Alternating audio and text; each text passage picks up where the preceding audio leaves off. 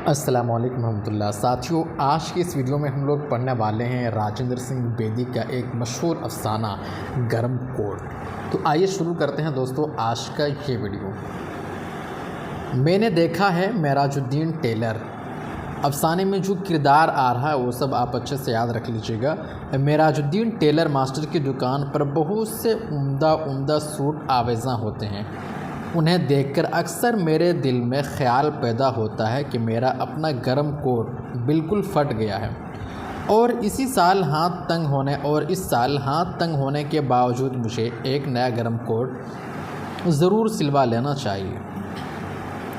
Tailor master की दुकान के सामने से गुज़रने या अपने महकमे की तफरीह क्लब में जाने से गुरेज करूं तो मुमकिन है कि मुझे गर्म कोट का ख़्याल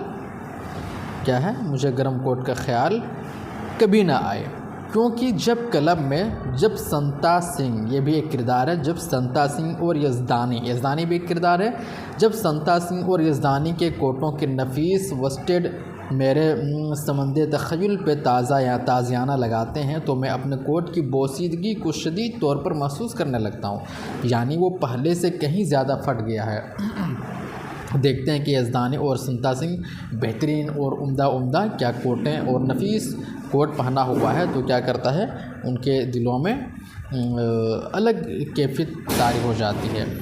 बीवी बच्चों को पेट भर रोटी खिलाने के लिए मुझसे मामूली क्लर्क को अपनी बहुत सी ज़रूरत तर्क करना पड़ती है और उन्हें जिगर तक पहुंचती हुई दूसरे से बचाने के लिए, सर्दी से बचाने के लिए खुद मोटा छोटा पहनना पड़ता है। ठीक है, उसके बाद है ये गर्म कोट मैंने पर साल दिल्ली दरवाज़े से, कहाँ से ख़रीदा था? गर्म कोट मैंने पर साल दिल्ली दरवाज़े से बाहर और पुराने कोटों की एक दुकान से मोल लिया था। कहाँ? पुराने कोटों की एक दुकान से मोल लिया था। कोटों के सौदागर ने पुराने कोटों की सैकड़ों गांठें किसी मरांजा एंड कंपनी कराची से मंगवाए थे। कहाँ से मंगवाए थे? कराची से मंगवाए थे। ठीक है दोस्तों, उसके बाद है मेरे कोट में नकली सिल्क के अस्तर से बनी हुई अंदरूनी जेब के नीचे मरांजा एंड का लेबल लगा हुआ था, मगर कोट मुझे मिला बहुत सस्ता। कैसे मिला? बहुत सस्ता। महंगा रुई एक बार, सस्ता रुई बार बार, और मेरा कोट हमेशा ही फटा रहता था। ठीक है, इसी दिसंबर की एक शाम को तफरीह क्लब से वापस आते हुए इमादतन अनारकली में से गुज़र हुआ। उस वक्त मेरी जेब में 10 रुपये, कितने रुपए थे? 10 रुपये का नोट था। ठीक है, 10 रुपये का नोट था। आटा, दाल, ईंधन, बिजली, बीमा कंपनी के बिल चुका देने पर मेरे पास वही 10 का नोट ही बच रहा था। जब जेब में दाम हो तो अनारकली में से गुज़रना मायूब नहीं। उस वक्त अपने आप पर गुस्सा भी नहीं आता, बल्कि अपनी ज़ात कुछ भी मालूम होती है। उस वक्त अनारकली में सूट नज़र आ रहे थे और साड़ियाँ चंद साल से हर नत्थु खैरा सूट पहनने लगा है। ठीक है,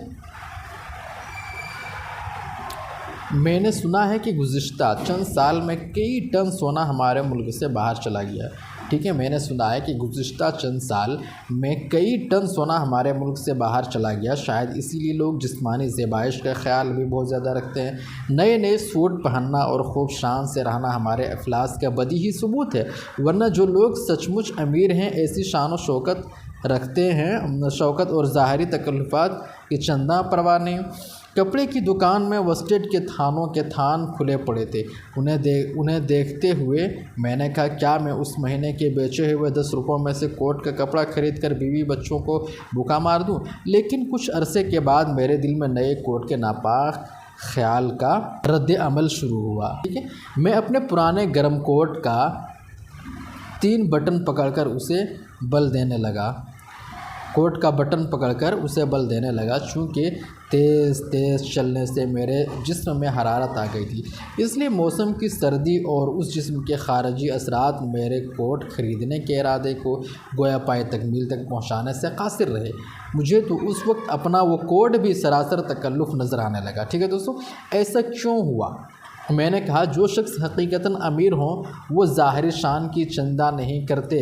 जो लोग सचमुच अमीर हों उन्हें तो फटा हुआ कोट बल्कि कमीज़ भी तकल्लुफ़ में दाखिल समझनी चाहिए। तो क्या मैं सचमुच अमीर था? उसके बाद है, मैंने घबरा कर ज़ाती तज्ज़िया छोड़ दिया और बमुश्किल 10 का नोट सही सलामत घर पहुंचाया। ठीक है। शम्मी भी क्या है? एक किरदार है। शम्मी मेरी बीवी मेरी मुंतज़िर थी। शम्मी ये किसकी बीवी है? शम्मी मेरी बीवी मेरी मुंतज़िर थी, ये भी एक किरदार है। ठीक है दोस्तों। आटा गूंथते हुए उसने आग फूंकनी शुरू कर दी। कमबख्त मंगल सिंह ने इस दफ़ा लकड़ियाँ गीली भेजी थी। आग चलने का नाम ही नहीं लेती है। ज़्यादा फूंक मारने से गीली लकड़ियों में से ज़्यादा धुआं उठा। शम्मी की आंखें लाल अंगारा हो गई, उनसे पानी बहने लगा। आँख से क्या बहने लगा? पानी बहने लगा। कमबख्त कहीं का मंगल सिंह, मैंने कहा, इन पर नम आँखों के लिए मंगल सिंह तो क्या, तमाम दुनिया से जंग करने पर आमादा हो जाऊँ। बहुत तगोदो के बाद लकड़ियाँ आहिस्ता आहिस्ता चटखने लगी। आखिर इन तमाम आँखों में पानी आने लगे और फिर गुस्सा बुझ गई और मेरे फटे हुए गर्म कोट में पतली पतली उंगलियां दाखिल करते हुए बोली, अब तो ये बिल्कुल काम का नहीं रहा। मैंने धीमी आवाज़ से कहा, शम्मी दो यहाँ से, सीधू अगर कोई एक आध तार निकल कर रफ़ कर देता तो क्या कहते? कोट को उल्टाते हुए शम्मी बोली, अस्तर को तो मोटी टिड्डियाँ चाट रही हैं, नकली रेशम का है ना, ये देखिए।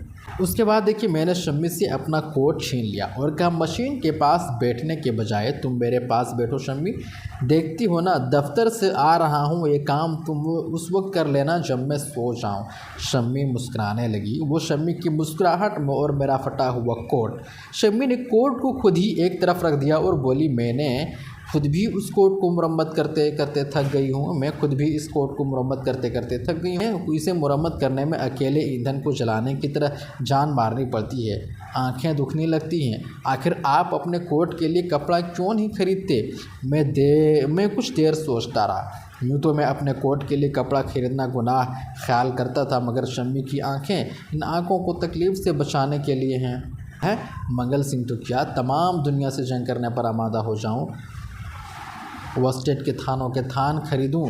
नए गर्म कोट के लिए कपड़ा खरीदने का ख्याल दिल में पैदा हुआ ही था कि पुष्पा मनी आगती हुई कहीं से आ गई। आते ही पुष्पा मनी भी क्या है? एक कैरेक्टर है, किरदार है। भागती हुई आगे आते ही बरामदे में नाचने और गाने लगी। उसकी हरकत कथा कली मदार से ज़्यादा कैफ अंगेज़ थी। मुझे देखते हुए पुष्पा मनी ने अपना नाच और गाना ख़त्म कर दिया। बोली, बाबूजी आप आ गए। आज बड़ी बहन जी उस्तानी ने कहा था मेज़पोश के लिए 2 सूती लेते आना और कपड़े पर काट सुखाई जाएगी। ठीक है दोस्तों।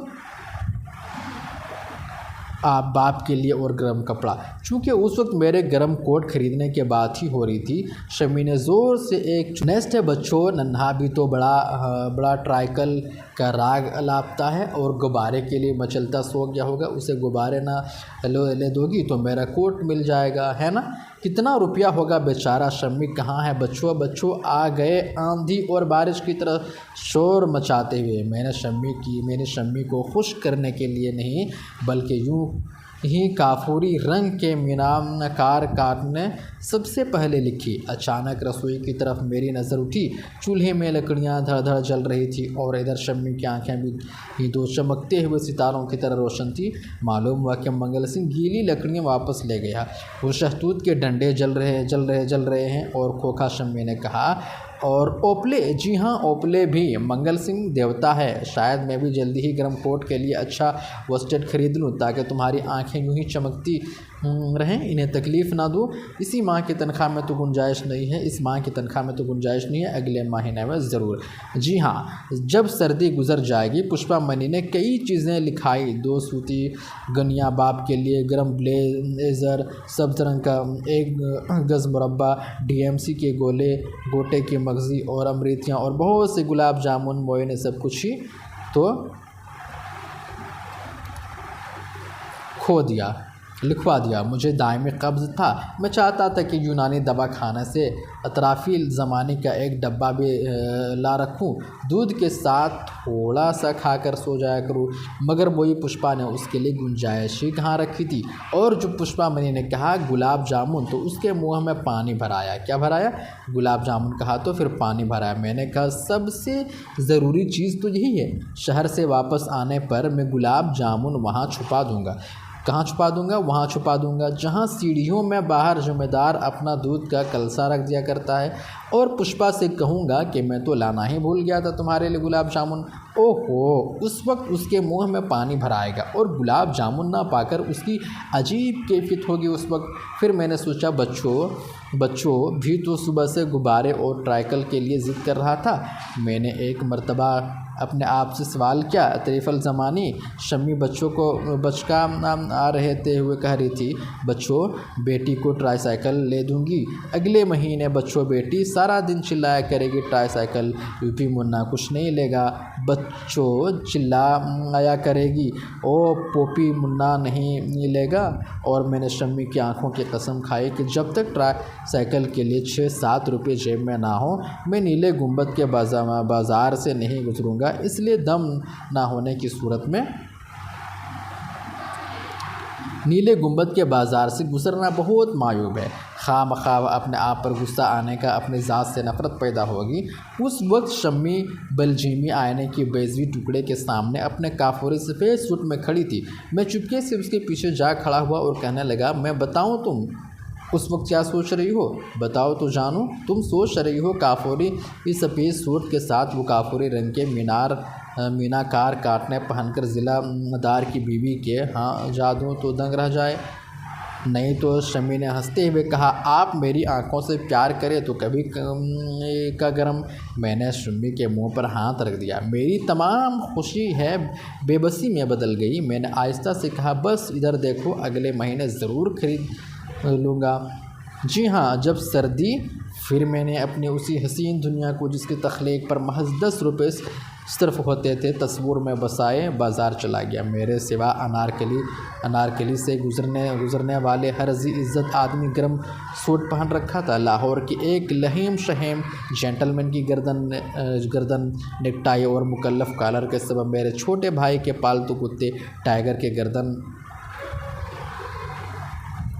तरह अकड़ी भी थी।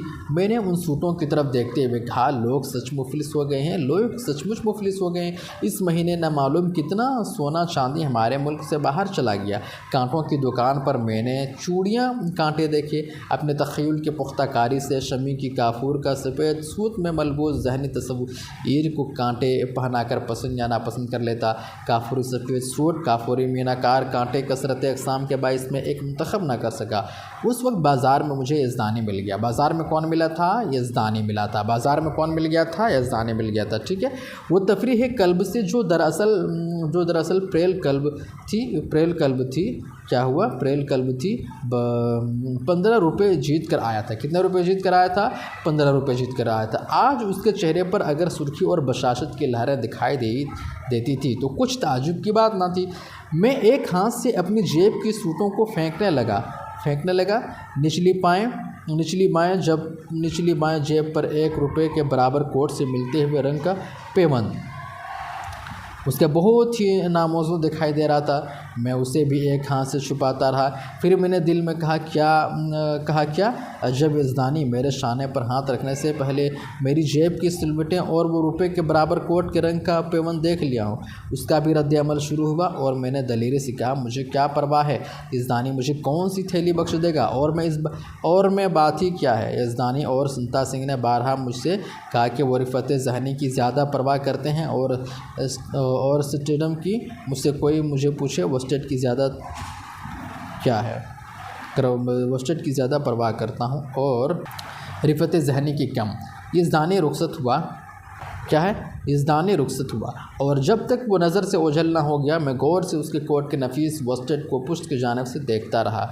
फिर मैंने सोचा कि सबसे पहले मुझे पुष्पा मनी के गुलाब जामुन व अमृतियाँ खरीदनी चाहिए, कहीं वापसी पर सचमुच भूल ही ना जाऊँ। घर पहुंचकर उन्हें छुपाने से खूब तमाशा रहेगा। मिठाई की दुकान पर खोलते रोगन में कजोरियाँ खूब फूल रही थी। मेरे मुँह में पानी भर आया, इस तरह जैसे गुलाब जामुन के तख़य्युल से पुष्पा मनी के मुँह में पानी भर आया था और त्रिफल ज़माने के ख़्याल के वजूद में सफ़ेद पत्थर की कोहनियाँ लटका कर बहुत रग़बत से कचौरियाँ खाने लगा। हाथ धोने के बाद जब पैसों के लिए जेब टटोली तो उसमें कुछ भी ना था। 10 का नोट कहीं गिर गया था। कोट के अंदरूनी जेब में एक बड़ा सुराख हो रहा था। नकली रेशम को टड्डियाँ चाट गई थी। जेब में हाथ डालने पर उस जगह जहाँ मिरांजा एंड कंपनी का लेबल लगा हुआ था, मेरा हाथ बाहर निकल आया। नोट वहीं से बाहर गिर गया होगा। एक लम्हे में यूँ दिखाई देने लगा जैसे कोई भोली सी भीड़ अपने खूबसूरत मुलायम से ऊन उतर जाने पर दिखाई देने लगती है। हलवाई भांप गया, खुद ही बोला, कोई बात नहीं बाबूजी, पैसे कल आ जाएंगे। मैं कुछ ना बोला, कुछ बोल ही ना सका। सिर्फ इजहार तशक्कुर के लिए मैंने हलवाई की तरफ देखा। हलवाई के पास ही गुलाब जामुन चाशनी में डूबे पड़े थे।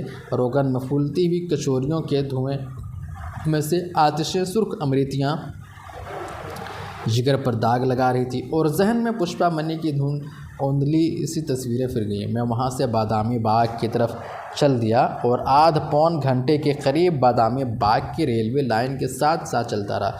उस अरसे में जंक्शन की तरफ से एक मालगाड़ी आई। उसके 5 मिनट बाद एक्शन करता हुआ इंजन जिसमें से दहकते हुए सुर्ख कोयले लाइन पर गिरा रहे थे, मगर उस वक्त करीब ही की एक साल्ट रिफाइनरी में से बहुत से मज़दूर और टाइम लगाकर लौट रहे थे। मैंने लाइन के साथ साथ दरिया के पुल की तरफ चल दिया। चांदनी रात में सर्दी के बावजूद कॉलेज के चंद मनचले नौजवान कश्ती चला रहे थे। कुदरत ने अजीब सज़ा दी है मुझे, मैंने कहा।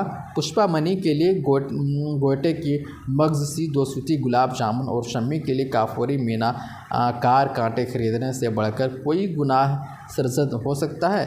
किस बेरहमी और बेदर्दी से मेरी एक हसीन मगर बहुत ही